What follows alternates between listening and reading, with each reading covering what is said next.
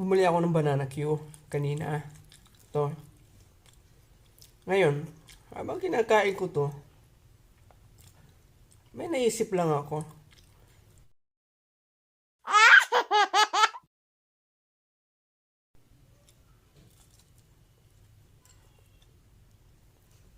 Bumili ako ng banana Q kanina. To.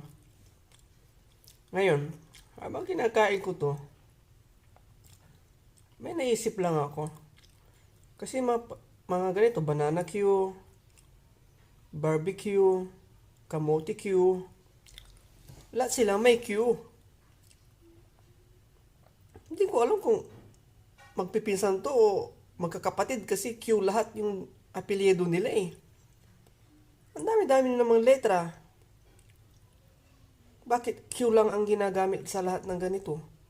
Pwede namang, ito, banana Q. Pwede namang banana Y.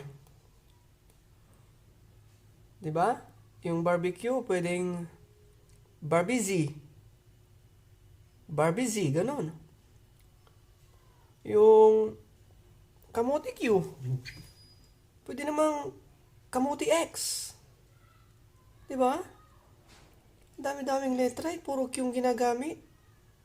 Banana Q. Banana Y. Barbecue. Barbie Z. Yung kamote Q. Kamote X. Diba?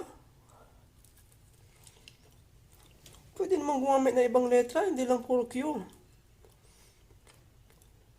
Kaya ba? Naisip nyo rin ba yun? Ay, naku.